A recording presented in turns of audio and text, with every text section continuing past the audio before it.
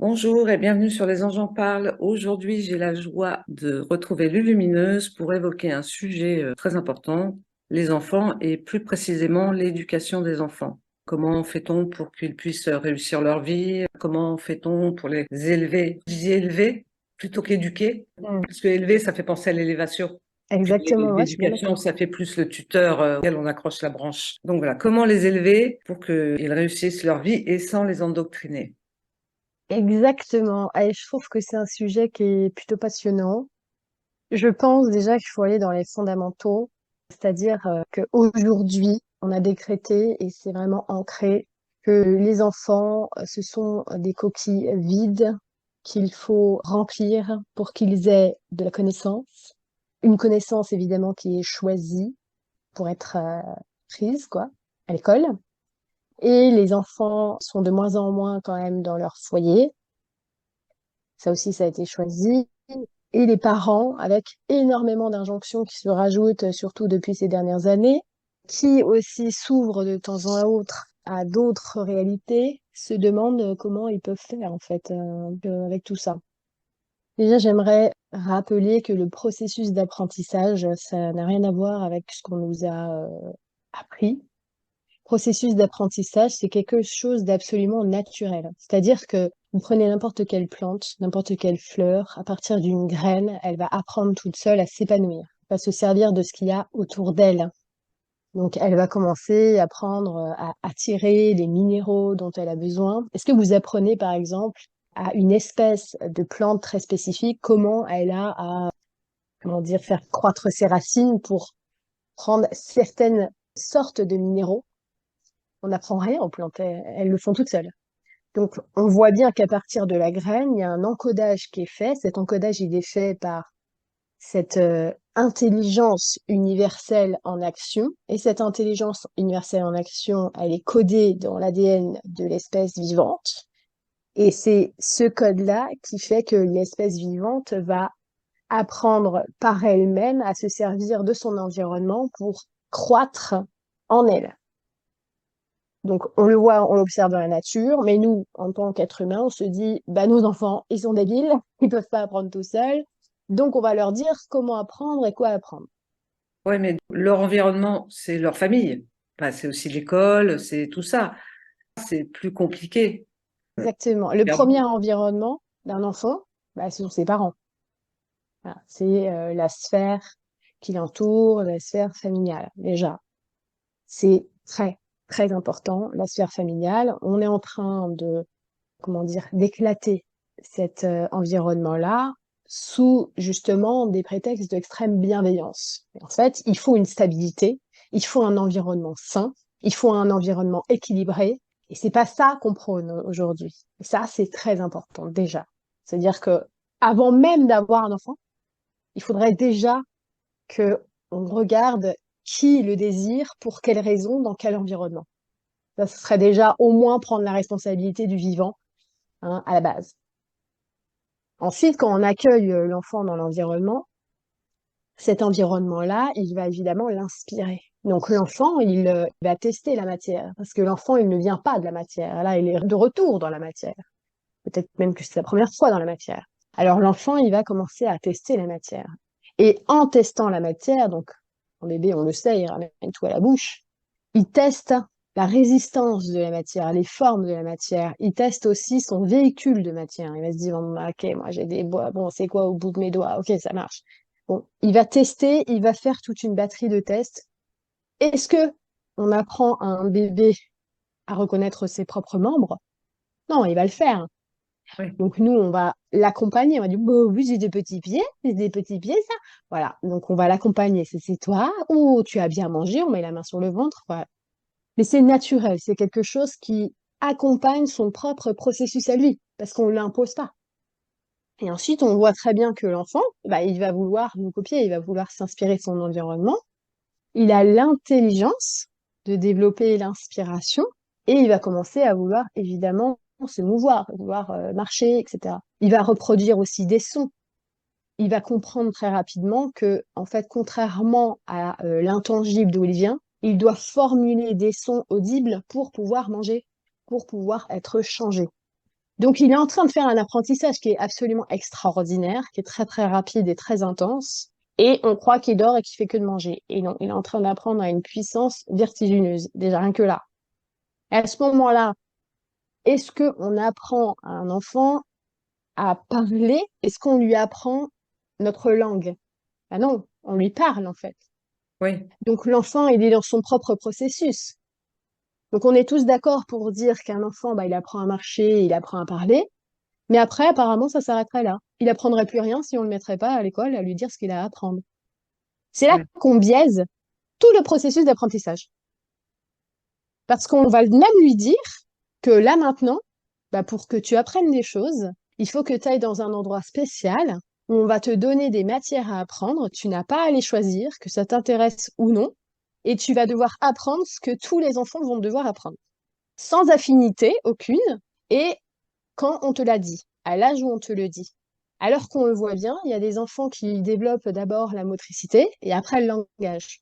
Ou à l'inverse, d'abord le langage, après la motricité. Parce qu'en fait, c'est selon la loi d'affinité, à travers toutes leurs vibrations et tout ce qu'ils émanent déjà, rien qu'à leur plus jeune âge, qu'ils sont en train de faire l'expérience du propre processus d'intelligence et d'apprentissage intérieur. C'est inhérent à ce qu'ils sont, oui. pas à ce qu'ils doivent être. Tu vois? Oui, mais il faut quand même leur donner des cours, par exemple, pour l'écriture. Tu vois, ça, c'est par exemple, c'est une phrase que c'est une programmation. Tu crois?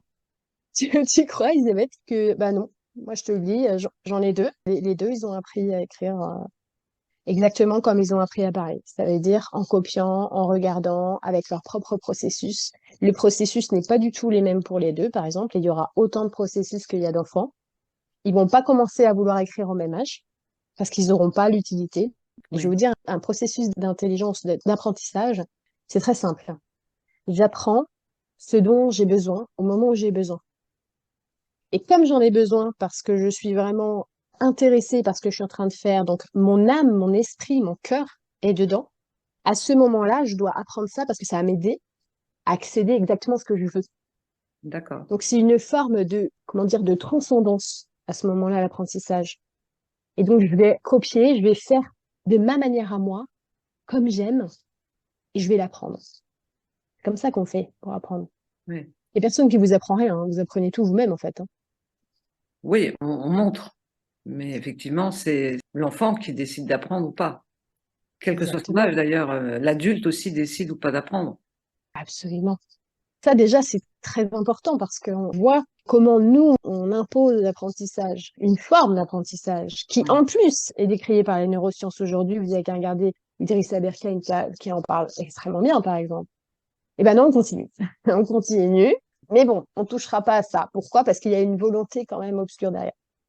Si on parle du vrai apprentissage, c'est l'être individualisé, intelligent qui saura le faire. Et si on le laisse le faire, on développe justement tout ce qu'il a à l'intérieur de lui. C'est-à-dire que il va tout de suite avoir des affinités, des attractions particulières. Est-ce qu'il va être plus manuel? Est-ce qu'il va plus être mental, plus intelligent, plus vif d'esprit? Est-ce qu'il est plus attiré par un devoir qui est extérieur? Ou alors il sera plus dans le sens à examiner les choses intérieurement? On a tous des aptitudes. Ces aptitudes-là, on les porte en nous. Alors, si on laisse l'enfant piocher dedans, il va les faire croître, les faire croître, les faire croître, et l'enfant va devenir un très bel arbre avec des magnifiques feuilles, mais il aura ses propres fruits. Au lieu de faire que des pêchers, on va avoir toutes sortes d'arbres, en fait. Et ça, c'est déjà plus important. et pour les enfants qui ont, parce qu'il y en a quand même certains, des aptitudes médiumniques, par Mm. exemple ceux qui voient des esprits, ceux qui sentent des odeurs, est-ce que il y a une manière de les aider si nous on n'est pas dans cette veine-là malgré tout? Par exemple, il y a aussi des Absolument. enfants qui font des cauchemars, mais qui sont peut-être pas des cauchemars et on leur dit que c'est leur imagination alors que c'est peut-être autre chose. Comment les aider dans ces voies-là? Alors, évidemment, ça va être les parents hein, qui vont devoir s'occuper de leurs enfants et de ce qui arrive à leurs enfants. Est-ce que le parent sera réceptif ou ouvert ou est-ce que le parent va porter les œillères et continuer à imposer sa vision, qu'on lui a imposée aussi, hein, à Oui, son enfant? C'est toute la question. Mais si maintenant on veut vraiment parler de élever un enfant dans le sens l'élever dans le juste, dans la justesse intérieure de lui, il y a une chose fondamentale à faire, c'est que il faut comprendre qu'on n'est pas dans un système de croyance. La spiritualité, il y a beaucoup de gens qui n'ont absolument aucune idée de ce que ça veut dire, même aujourd'hui, même s'ils se prétendent spirituels. Ils sont là en train de cultiver de nouvelles croyances qui pensent être une protection, d'accord? Qui pensent être une richesse, oui, mais qui quelque part constituent encore une espèce de programmation. La spiritualité, ce n'est pas un ensemble de croyances. Toutes les croyances que vous avez sont des programmes qui vous enferment de toute manière.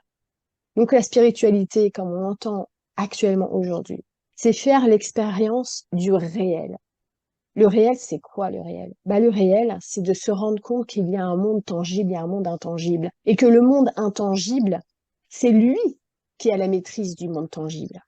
Et que le monde tangible, c'est le reflet. Une fois qu'on comprend cette chose-là, eh bien, on peut expliquer à nos enfants, tu n'es pas son costume, tu es un être merveilleux qui est venu, qui a pris un costume d'humain pour expérimenter ici, là où on est, sur ce grand plateau de jeu, en tant qu'être humain. Donc déjà, fais très attention au costume que tu as choisi, parce que ton costume, c'est une merveille ton costume.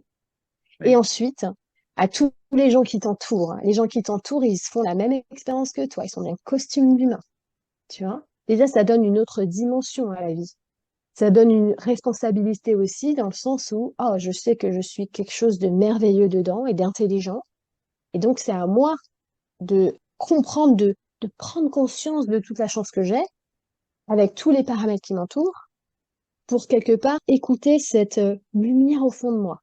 On a tendance, je trouve maintenant aujourd'hui, avec l'éducation bienveillante, hein, à parler beaucoup, alors c'est bien, mais des émotions, des pensées, mais on ne dit pas pour autant ce que c'est. Oui. On leur dit pas, mais pourquoi ils en ont en fait. Mais ce qu'on pourra expliquer à l'enfant, tu vois, ton costume d'humain, il est composé de plusieurs couches. Donc tu as le costume, voilà, le costume du corps, avec tes organes et tout, parce que c'est une super machine qui marche super bien, toute seule en plus, elle marche grâce à la grande intelligence qui nourrit toute la nature partout. Et ensuite, tu as un autre costume, donc tu as des costumes invisibles, éthériques, correct. Donc ces costumes invisibles, ils te permettent, alors déjà il y en a un, il te permet de ressentir les choses, hein, tu vois. Donc des fois tu as des émotions et tout. C'est des énergies qui passent comme ça, invisibles, qui passent dans ce costume-là. Ce costume-là, mais génial. Parce que tu ressens, par exemple, quand quelqu'un a mal, mal aussi. Tu vois. Oui. Donc, ce costume-là, il te fait ressentir les choses. Comme ça, on se ressent les uns les autres. On a les sentiments. Et après, tu as un autre costume invisible. Et ce costume invisible, c'est celui qui capte les pensées. Tu vois, parce que les pensées, c'est pas dans la tête, c'est partout. Donc, tu captes comme tu as des petites pensées et tu peux les choisir, les pensées. Tu vois. Donc, on a un ensemble de costumes. Ces costumes-là, ils nous permettent, ah, j'ai une pensée, ah, j'ai ça. Et on a la grande intelligence, cette grande lumière à l'intérieur que tu es. Ça, c'est vraiment toi. C'est ce qui reste quand tu dors aussi. Quand tu dors, c'est ce qui était avant. Moi, je dis à ma fille, c'est comme quand tu étais invisible avant de venir chez nous. Ça, c'est la lumière que t'es. Et cette grande lumière-là, alors elle a le pouvoir magique. Elle a des inspirations. Ça veut dire que tout à coup, elle réalise des trucs. Elle comprend un truc et ça fait une explosion de lumière à l'intérieur. Il y a un jaillissement de quelque chose, il y a une idée. Ou alors, ah, j'ai senti qu'on avait frappé à la porte. Ça, c'est la lumière à l'intérieur. Mais pour entendre cette intelligence-là, qui sait tout, et qui est vraiment une lumière d'amour, eh bien, si mon costume, il est rempli et saturé, il est trop lourd, parce que j'ai pensé, elles n'arrêtent pas d'arriver, j'arrive pas à trier, ou alors mes émotions, ça me rend lourd, je suis très triste, ou je suis pas bien. Bon, bah, si mon costume, il est pas lavé, j'ai du mal à écouter tout ça. Oui. Donc, Tu il faut vois. leur apprendre quand même à laver leur costume. Oui, mais le costume, il faut prendre soin. Il faut prendre soin du costume. C'est un peu comme la radio. Je capte différentes choses. Je peux capter des pensées, mais si je suis toujours en boucle sur la même station de radio et que le mec il répète toujours la même chose, bon, c'est Oui. pas très marrant. Moi, Oui, j'aime bien donner aux enfants des exemples très précis où ils bien sûr. peuvent imaginer ce qu'ils sont. Les émotions aussi sont dans le ventre, hein. C'est un peu le siège des émotions physiques. L'émotion, c'est le troisième corps éthérique, hein, parce que ça correspond au troisième chakra ici du plexus. D'accord. Et le plexus, c'est toute la sphère digestive. Mm. C'est pour ça qu'on digère bien ou pas. ce qu'on vit et que justement, un enfant, par exemple, qui a des soucis digestifs, qui a des soucis de transit, la sphère émotionnelle, elle est lourde, il y a quelque chose qui va pas, c'est tendu, il refoule, il veut pas exprimer ses émotions, voilà. Donc ça, c'est des repères pour un parent. Exactement, c'est important de comprendre ça. Pareil pour le corps mental, hein. Si l'enfant, on voit qu'il est toujours préoccupé, il est en train de ruminer, bah, par exemple, il est en train de mâchouiller dans quelque chose, hein, ou il est en train de mâchouiller ses ongles, il est préoccupé, hein. Donc là, il est dans la roue, le hamster, là, le hamster dans sa petite roue. Bon, là, par exemple, on peut agir, hein. Il y a des attitudes qu'on peut repérer, hein, pour justement enlever le brouillard, hein, et leur donner des images, hein. Oh, bah, oh, il y a un énorme brouillard là au-dessus de ta tête, bah qu'est-ce que c'est que ça? Ah bah faut que tu m'enlèves ces nuages là. Ouh là là, tes pensées, elles sont trop lourdes. On voit plus le soleil, hein. Ah, on voit plus le soleil là. Comment l'enfant fait pour faire venir le soleil et chasser les nuages? Et ben justement, alors comment on fait? Parce que l'adulte qui le fait, il le sait. À l'intérieur de toi, t'as un vrai soleil. Et ben rentre à l'intérieur de toi. Va dans ce soleil-là. Laisse-le inonder absolument tout ton corps, tout ton être. Tu vas voir si tu laisses ce soleil vraiment mais rayonner tout plein. Toutes tes pensées vont se transformer. Tu vas penser à des belles choses, tu vas imaginer des belles choses, tu vas ressentir des belles choses parce que c'est le soleil qui est à l'intérieur de toi qui illumine absolument tout. Pareil que quand il fait tout gris et tout à coup il y a le soleil qui arrive et tout le paysage est changé. C'est comme ça qu'on fait. Et pour évoquer les notions de on est tous reliés et comprendre ce que cela implique, comment les parents pourraient faire. Il y a plusieurs strates, on peut dire, par lesquelles on peut passer. Par exemple, justement, le costume émotionnel.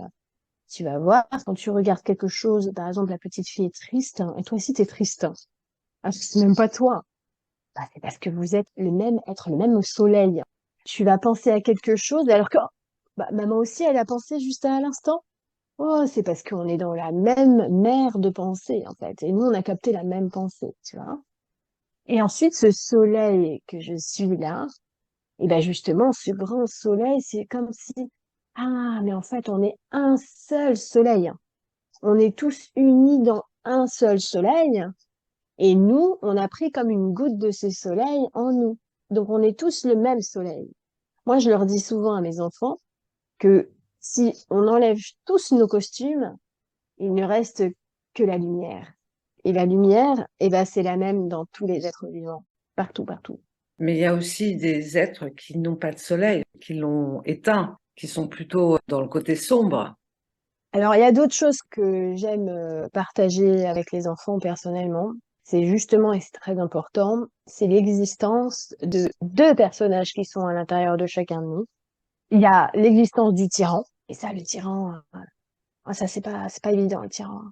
Alors, le tyran, en fait, c'est l'énergie vraiment de l'anti-lumière. Je leur dis pas ça, je leur dis, il y a un tyran à l'intérieur de chacun de nous. En fait, c'est le même tyran. Mais ce tyran-là, tout le monde l'entend à l'intérieur de lui. Bon, le tyran, il tyrannise, hein. Il te dit soit que t'es nul, que ton idée ça va pas. Par exemple, t'as une super idée, et puis tout à coup, oh bah ça va retomber, bah non, parce que je sais pas dessiner ça, je suis nul. Voilà, le tyran est trop fort. Parce que le tyran, il dit toujours que t'es nul, ou que les autres ils sont nuls, ou que c'est pas bien, ou que c'est pas parfait. Et le tyran, il aime bien te tyranniser, il aime bien te faire peur aussi. Donc il te fait croire qu'il y a des trucs dans le noir, il te fait croire que bah tu risques quelque chose ici. Le problème, c'est que le tyran, quand tu l'écoutes, tu deviens un peu son serviteur, tu vois. Donc il y a des adultes, ils ont tellement écouté le tyran que ils pensent que ce que le tyran leur dit, c'est eux-mêmes qui le disent. Donc le problème, c'est que ces adultes-là, ils sont tout éteints. Parce que le tyran, il est très opaque devant le soleil intérieur, tu vois. Le tyran, il te cache le soleil à l'intérieur. C'est ça le problème. Mais tu sais qu'il y a un tyran qui te parle, tu peux le reconnaître. Et tu peux faire comme s'il disait rien. Parce qu'en fait, tu as le droit de pas l'écouter, le tyran. Alors bien sûr, tu vas continuer à l'entendre. Mais si tu marches pas dans son jeu, le tyran, il aura de moins en moins de poids. Il va devenir tout petit, petit, petit, petit, petit. Bon, alors là, tu pourras lui dire, bon, t'es gentil, t'es mignon. D'ailleurs, le tyran, il déteste l'amour. Donc, si tu l'aimes, eh ben, il s'enfuit. Tu vois? Dès que tu vas commencer à l'aimer, il va partir. Et il y a un deuxième personnage, c'est le Calimero. Calimero, c'est un peu un tyran émotionnel, tu vois. Le Mais Calimero, lui, bah, en fait, il en a marre de tout. il est la victime de tout, il y a rien qui va. Et en fait, lui, il voit toujours le monde comme si c'était affreux et pas juste et rien qui va. Voilà. Donc, quand, par exemple, ma fille a commencé à parler comme ça, eh, pourquoi c'est- ah, mais, ah bah mince, c'est le Calimero qui est en train de me parler? Ah non, moi, je vais parler à Ambre, moi. Ah, ah oui. Ah bah oui. Mais le Calimero, c'est celui, tu vois, qui est toujours la victime des autres. Il est victime d'absolument tout ce qui lui arrive. Mais Calimero, il peut devenir obèse. Parce que si on n'arrête pas de lui donner encore plus de pensées comme ça, bah oui, c'est vrai, mais moi j'ai pas eu ce jouet, et puis lui il m'a pas dit ça, et puis moi j'ai pas aimé. En fait, le Calimero, il peut prendre une place incroyable dans la vie, mais le problème c'est qu'il nous rend tristes et malheureux. Il nous rend tristes et malheureux, c'est pas chouette. Donc c'est pas grave, le Calimero, il a besoin d'amour aussi. Et lui, on peut lui donner d'amour, et plus on va lui donner d'amour, et plus bah, il va cesser d'être malheureux. Des fois même, pendant plein de journées, on va jamais y penser au Calimero.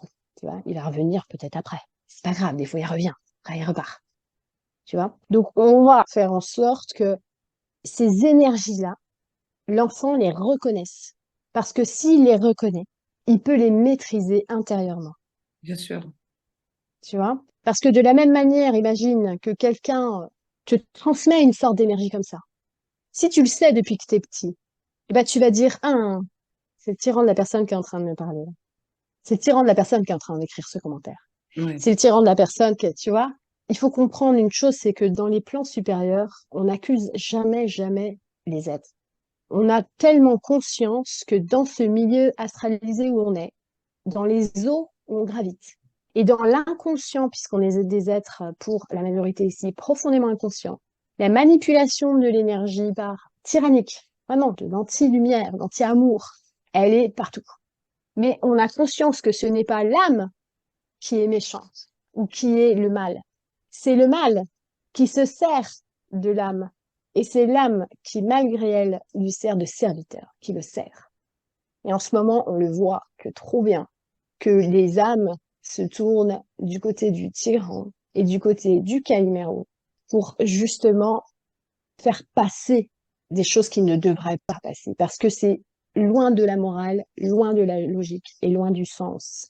Et donc c'est très loin de l'amour, vrai. Les adultes pourraient aussi écouter cette vidéo et travailler sur leur tyran, leur Calimero et leur soleil. De toute façon, tu ne peux pas enseigner, tu ne peux qu'inspirer. Oui, Parce que c'est comme un adulte qui dit en criant sur un enfant, arrête de crier! Bon, voilà, ça sert à rien de dire ça. Tu es en train de oui. crier.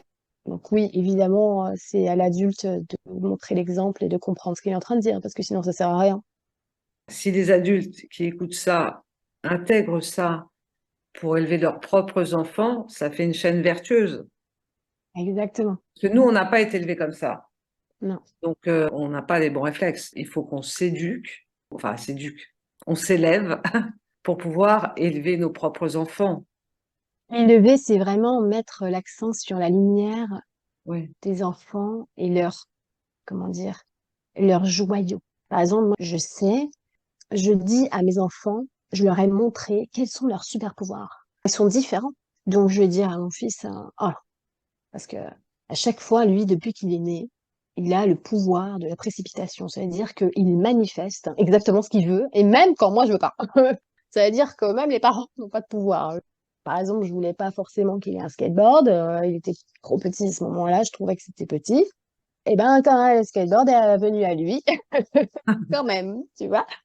Bon, eh bien, je lui ai toujours dit, oh, oh là là, mais ça c'est incroyable, hein. Tu sais, le pouvoir de précipitation, le pouvoir de manifester ce qu'on veut, ça, c'est un pouvoir que tout le monde a. Mais il existe une intensité du pouvoir, une force du pouvoir. Et toi, j'ai jamais vu autant de force de pouvoir dans un être. Donc, je lui ai expliqué chaque détail, tiens, à ce moment-là, tu as eu ça, tu m'as dit ça, et paf, c'est venu comme ça. Donc, ton pouvoir fait que c'est tellement intense que tout l'univers conspire exactement pour précipiter, ça veut dire sortir de la manne intangible, invisible, exactement ce que ton cœur a demandé. Donc toi, tu as un pouvoir exceptionnel. Mais je lui dis aussi, tu sais, les pouvoirs, mon chéri, si nous, on sait d'où ça vient, beaucoup n'y croient pas.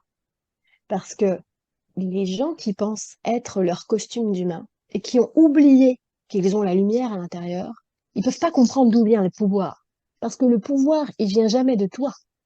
Il vient que de la lumière en toi. Donc, si tu crois pas que tu as la lumière en toi, tu peux pas croire que tu as un pouvoir. Et tu peux pas utiliser tes pouvoirs. Donc, tes pouvoirs, ils restent en sommeil. Ouais. Et à ta fille, tu lui dis quoi? Eh bien, ma fille, elle a un autre pouvoir. Elle a un pouvoir qui me ressemble. Elle voit. Des fois, tout à coup, elle a les yeux un peu dans le vide parce qu'elle voit. Je lui dis, tu vois avec ton œil à l'intérieur de toi. Donc, tu as un œil à l'intérieur de toi qui se situe là, entre les deux sourcils et tout. Et donc, plusieurs fois, elle a vu des choses. Par exemple, elle a vu les modifications du noyau de la Terre. Déjà, je n'ai jamais raconté un truc comme ça. Elle voit, par exemple, un moment qui se passe où les êtres commencent à avoir de la lumière dans les yeux. Bon, elle m'explique avec ses petits mots, parce qu'elle m'a dit Oui. des trucs à 4 ans, 5 ans. Voilà, donc elle voit. Et ça, c'est pareil, c'est un pouvoir. Donc, je lui dis, ça, c'est un pouvoir que tu as. Et c'est comme des cadeaux qu'on nous donne. Mais ces cadeaux-là, ils sont jamais que pour nous. Parce que, par exemple, Lino, en ce moment, il devient ado, tu vois. Et son pouvoir de manifestation, il va commencer à se dire, ah, moi, quand j'aurai mon permis, maman, lui, il est passionné de voiture, je veux telle voiture. Et je lui dis, très attention. Parce que ce que tu veux personnellement, si c'est pas la lumière à l'intérieur de toi qui le veut, tu risques de te confronter à cette lumière, cette intelligence. Parce que la lumière, elle sait exactement, non pas ce que tu veux, mais ce dont tu as besoin. Et si tu commences à faire la bataille, tu vas avoir un chemin où tu vas pouvoir peut-être avoir des soucis et des ennuis ou des problèmes, souffrir. Parce que si ton pouvoir, il devient quelque chose de très personnel, il devient tout petit, tu vois. Parce que c'est pas à nous. Ça aussi, c'est hyper important d'expliquer. Qu'un pouvoir, c'est une responsabilité. Oui, il faut qu'il veuille une voiture, par exemple, pour se dire, je pourrais emmener à l'école ma petite sœur. Disons qu'il a éprouvé son pouvoir quand il était plus petit et que quand tu avances en âge, ton cercle de idéal doit évoluer avec ton âge. Alors, il ne doit pas vouloir une voiture pour quelque chose. Il doit savoir que ses aspirations vont être comblées d'une certaine manière parce que ça fait partie d'un processus plus vaste. C'est là que ça devient un petit peu plus complexe en grandissant Oui. parce qu'il faut englober de nouvelles choses. Et ce que je veux, ça avec tout le monde. Voilà. Donc, si je ne sais pas, alors je m'en remets à l'intelligence parce que l'intelligence, elle sait. Donc, on arrive à qu'il en soit fait selon sa volonté. Ça, cette chose, cette chaleur à l'intérieur de moi. Donc, Oui. j'arrive à développer ce que l'adulte doit faire, la confiance, la foi en cette force supérieure qui guide les choses au quotidien. Ce que beaucoup d'adultes n'ont pas, puisqu'ils ont, en étant le costume, en croyant être l'humain qu'ils sont, Oui. ils doivent planifier, organiser, tout préparer, comme si tu pouvais prévoir en fait l'imprévu. Personne ne peut prévoir l'imprévu. On est quand même obligé de prévoir des choses pour avoir une visibilité. Par exemple, un voyage, forcément, on le planifie à l'avance. On peut pas se dire, je vais attendre le dernier moment, puis on verra bien ce qui se présente. Tu vois ce que je veux dire? J'ai fait ça hier, ce que tu viens de dire, si, j'ai vu au dernier moment. Mais écoute, bien sûr, tu peux organiser, d'accord? Oui. Tu peux organiser une période de temps pour te simplifier les choses. Mais jusqu'à temps que tu partes, tu ne sauras absolument pas si tu vas le faire ou pas. Tu peux Oui. pas être sûr de ça, tu vois? Donc oui, on peut organiser les choses, que ce soit organique et ça nous simplifie la tâche, évidemment. Mais tu ne peux pas les prévoir, tu peux l'organiser seulement. Oui. Des nuances. C'est Comment? avec les mots. C'est ça. Qu'est-ce que tu aimerais dire qui te semble super important et que je pourrais oublier de te demander? Sur les enfants. Oui. Par rapport à ce que tu m'as demandé sur la médiumnité des enfants, je pense que, comme je l'ai dit précédemment, il faut pas donner un ensemble de croyances aux enfants. On va me dire, bah oui, mais si tu dis qu'on est des costumes, gna gna, c'est une forme de croyance. Non, parce que pour le coup, moi, je le vis dans le réel. C'est-à-dire que vraiment, j'ai conscience de ça, je le vis, donc je le sais. Mais si en effet c'est quelque chose que je crois et que je ne vis pas, là, je vais donner une croyance à mes enfants. Oui. Faire attention aussi à ça. De la même manière, Est-ce que je donne à mes enfants cette connaissance de la vie après la mort, etc., etc. Et ça dépend. Est-ce que pour toi, c'est une croyance ou c'est une expérience? Voilà. J'ai déjà entendu une maman dire, bah, je sais pas si je dois donner mes croyances par rapport à la vie après la mort à mes enfants. Et là, il va falloir remettre les choses dans leur contexte. Aujourd'hui, la science est incapable de prouver qu'il n'y a rien après la mort.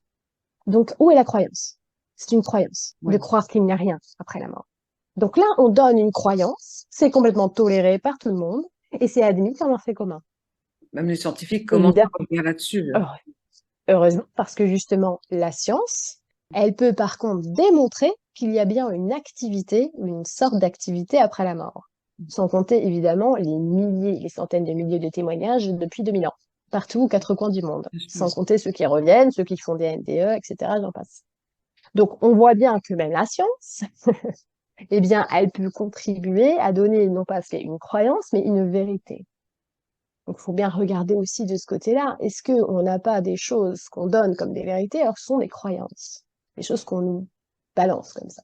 Par exemple, est-ce que tu sais vraiment, est-ce que tu le sais, est-ce que tu le vis dans ta chair, dans tes cellules, que l'homme vient du singe? Ah non? Non. Voilà. Et donc, on balance ça, on balance des croyances, qui sont parfois des mensonges fabriqués de toutes pièces, pour éviter certaines vérités, et on leur donne comme ça, sur un plateau. Donc, qu'est-ce qu'on va donner à nos enfants? On doit donner du réel. On doit donner pas ce à quoi on croit, ce qu'on sent, ce qu'on sait au fond de nous. Et on ne doit pas aller au-delà. Oui, mais par exemple, si tu dis nous sommes des poussières d'étoiles, Si tu dis ça, c'est que toi-même, tu as fait l'expérience au cours de ta vie d'avoir ce sentiment profond et que tu l'as reconnu comme une vérité. bah, c'est pas le cas, c'était une image, mais moi je serais incapable d'expliquer parce que pour l'instant, je ne sais pas.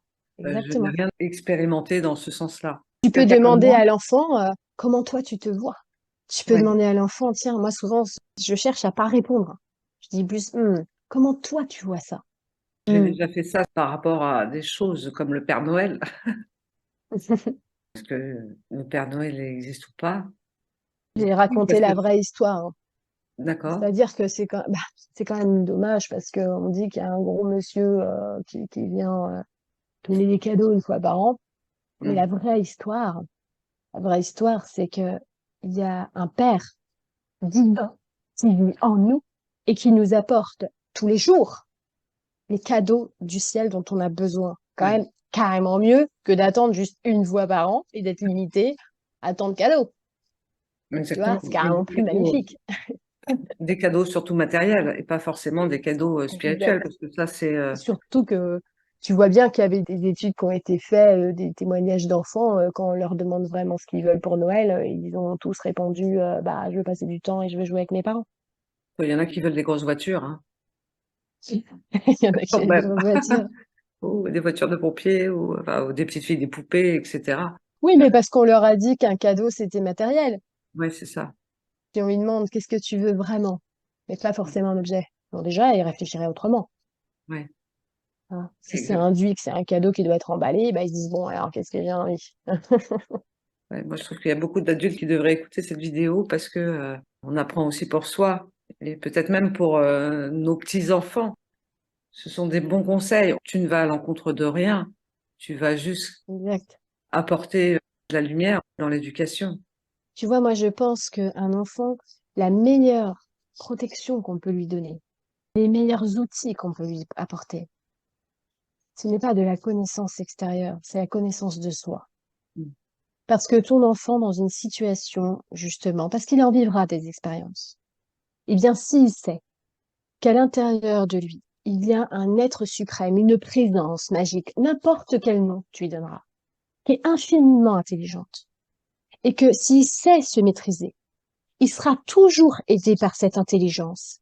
Donc, il sera toujours enveloppé d'amour et toujours protégé.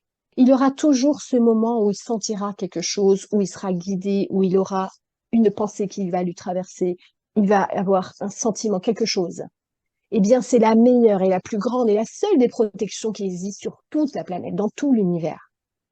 Et s'il a conscience de ça, mais moi, pourquoi je le fais? Parce que, en tant que maman, évidemment, j'ai des craintes. Et je me dis, qui est mieux préparé que celui qui sait? écouter cette intelligence qui a l'œil partout, qui est omniprésent, omnipotent, omniscient. Alors, si mon enfant, il est comme ça, bah, j'ai confiance. J'ai confiance parce que je sais que s'il sait écouter ça, il risque rien. Il va simplement faire ses expériences. Il doit les faire. Il doit les faire. Il y a des expériences qui sont difficiles pour les enfants. Ça peut être un deuil d'un membre de la famille. Il faut qu'ils soient forts quand même. Comment leur apprendre à être forts, accepter On peut certaines pas, situations. exactement, apprendre à être fort. Moi, je me rappelle quand j'ai perdu mon chat, il s'est empoisonné. Quand on est revenu à la clinique et qu'elle nous a annoncé ça, avec mon mari, on n'arrivait pas à se regarder sans pleurer, quoi. C'était horrible, je culpabilisais énormément. J'ai trop envie de pleurer. À un moment donné, il faut que ça sorte. Et la dame, elle me dit, elle me parlait en anglais, elle me dit, bon, est-ce que vous voulez revenir avec le corps ou pas, ou vous le laissez ici? Et puis je dis à mon fils, il était petit, puis je lui dis, Loulou, tu veux que qu'on prenne son corps? Et, puis- et il me regarde et il me dit, maman, bah, elle en a plus besoin. Euh, donc j'ai laissé son corps. Et puis on rentre à la maison et tout. Le soir, j'étais encore très triste. Et je couche mon fils. Il me dit, maman, elle est libérée. Tu sais ce qu'elle fait là? Elle est en train de sauter sur les toits. Elle est contente. Et ben je me suis rendu compte que lui, il était maintenant. Moi, j'étais quand elle est morte. Ouais, Lui, il était maintenant. Et il sentait maintenant comment elle était, mon chat. ouais. Tu vois? Et finalement, c'est lui qui m'a appris. Tu vois? Le lendemain, je me suis réveillée, j'étais complètement libérée de ce poids de dingue. Et à ce moment-là, je l'ai senti, mon Mhm. chat. J'ai senti sa présence. Et en effet, j'ai senti comme une énorme libération. Ça m'a comme traversée. Il y avait une lumière orange qui sortait de la fenêtre. Et c'était terminé. Donc, je pense que les épreuves de la vie, ça nous apprend tous, en fait. Et si on est tous ensemble, il y a forcément quelqu'un qui va te tirer vers le haut. Si tu es bien entouré, si tu sais t'entourer, on peut tous s'entraider, tu vois. Ouais. C'est pas facile d'être bien entouré parce que on côtoie tous, que ce soit au travail, même parmi les amis, on n'est pas toujours bien entouré. Les amis, les relations. C'est des choix, hein. Tu veux travailler dans un milieu où les gens, ils ont une énergie hyper basse, etc. Et que, bah, écoute, en même temps, Mais faut parfois, on n'a choisir pas quand même. toujours le choix de l'endroit où on travaille. On a besoin de travailler. Ça, c'est complètement faux, mais ça, c'est des programmations complètement fausses. Et si tout le monde se dit ça, bah, tout le monde se force à travailler avec des gens qui n'aiment pas. Et puis, bah, du coup, bah, en fait, on continue. On peut commencer à avoir un travail qui nous plaît pas tout en s'orientant vers quelque chose qui nous plaît. Il y a bien un moment donné où effectivement. Non. Oui, On peut être engrainé très vite dans le système scolaire et ensuite trouver sa place. Ça veut dire trouver une place dans un bureau qui nous plaît pas avec des gens qui nous plaisent pas. Puis en fait, se dire après que la vie, c'est la nôtre. Et ouais, que est-ce que c'est pas un ensemble justement de croyances qu'on croit vraiment et qu'un programme intérieur qu'on nous a carrément inculqué sans nous demander la permission, ni notre autorisation, et s'en défaire. ouais. Donc évidemment, ça va être un chemin inverse de dépouillement, mais on peut pas dire qu'on n'a pas le choix, puisque finalement, on n'a fait que accepter tacitement ce qu'on nous a appris. Donc oui, c'est violent, je dis pas. Et vraiment, c'est hypnotisant, ces techniques. Mais quelque part, au fond de nous, on a le choix. Le En choix. tout cas, si on élève nos enfants dans ce dont on a parlé, eux feront les bons choix. C'est que nous, on a des croyances, on est de l'ancienne éducation, l'éducation avec Ah, un tuteur rigide. Donc, on est de effectivement, l'ancien monde. oui, c'est ça. Donc, si on Bah élève oui. aujourd'hui nos enfants dans une autre forme d'éducation, on va dire d'élévation, comme je disais tout à l'heure, ils auront plus ces problèmes de choix parce que ils seront épanouis et ils sauront vers quoi se diriger.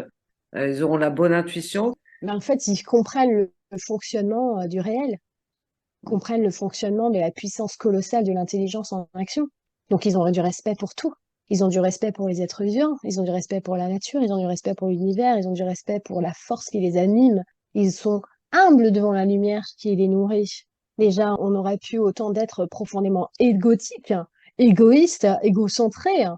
Des gens qui sont par exemple collés, fascinés sur leur propre apparence. Des gens Ouais. qui veulent attirer l'attention, hein. Hier, j'ai lu un truc qui m'a complètement... Alors, je crois que c'est en une phrase, les ténèbres qui s'installent sur la planète, hein, clairement. C'est qu'on parle de nous en bien ou en mal. L'important, c'est qu'on parle de nous. Ouais. Et qu'est-ce que c'est que cette phrase à deux balles, hein, mais vous vous rendez compte? Oui, oui, Et j'ai ils déjà disent quoi? entendu cette phrase, oui. Non, mais enfin, c'est terrible. Il y a des gens, on leur a tellement parlé d'eux en mal, ils sont suicidés. C'est pas drôle. Non, c'est la bienveillance, en fait. C'est un monde de bienveillance. Et pour commencer, il faut comprendre justement que la bienveillance, ça commence envers soi-même, en débusquant le petit tyran, en débusquant le Calimero. Parce que si on est bienveillant avec soi-même et qu'on fait fleurir l'amour de la lumière qui nous illumine, et pour de vrai, vraiment, eh bien, on devient un être pur. C'est-à-dire qu'on ne se remplit pas de vices et on reconnaît le vice. Moi, j'aspire à ce que mes enfants, ils reconnaissent les pensées qui sont dissonantes. Ils reconnaissent quand on leur fait croire telle chose, que ce soit normal et que ça l'est pas. Je veux qu'ils aient franchement la culture intérieure du bon sens. Oui, bien Parce que sûr. l'amour a un sens. Il y a un courant. Ça va dans un seul sens. Soit tu vas dans le courant de l'amour, soit tu vas à contre-courant. C'est tout ce qui se passe dans la vie. Soit ils suivent le courant de l'harmonie, celui de la grande intelligence, du grand principe, soit ils vont à contre-courant. Et aujourd'hui, il y a tellement de contre-courants qu'on banalise le contre-courant, qu'on en fait une nouvelle pensée qui se veut au-dessus du grand principe. Moi, j'aspire à ce que mes enfants et tous les êtres, ils puissent reconnaître la moindre dissonance qui est à contre-courant. Aujourd'hui, on a des gens qui sont les porte-étendards des dissonances. Oui, oui, Et on c'est dit que c'est encore plus normal. flagrant. C'est vrai. Mais c'est le fruit de l'éducation antérieure. Donc, Oui, nous, parents, futurs parents, avons la responsabilité de l'avenir de l'humanité. Et exact. ça commence par l'éducation de nos enfants. Donc, cette vidéo, c'est vraiment pour ça que je voulais la faire, parce il y a un travail à faire. Il faut laisser au passé, puisqu'on voit bien les limites de l'éducation qui est faite depuis des millénaires, voir où on en est aujourd'hui, comment se porte l'humanité. Et donc, s'il n'y a pas une prise de conscience des parents, des futurs parents aujourd'hui, on ne pourra rien changer. En revanche, si on commence à appliquer la plupart des conseils que tu as mis en avant, je pense que d'ici quelques générations, l'humanité se portera beaucoup mieux. Oui. De toute façon, l'humanité va en quelque sorte se scinder, c'est déjà en train de se scinder, et les nouveaux courants amenés par les âmes qui ont purifié certains états, ont transcendé certains états et qui sont ouvertes au réel, hein, ça veut dire vraiment la réalité, hein, c'est intrinsèque et pas extérieur. Elles sont en train de poser les fondements de cette nouvelle humanité.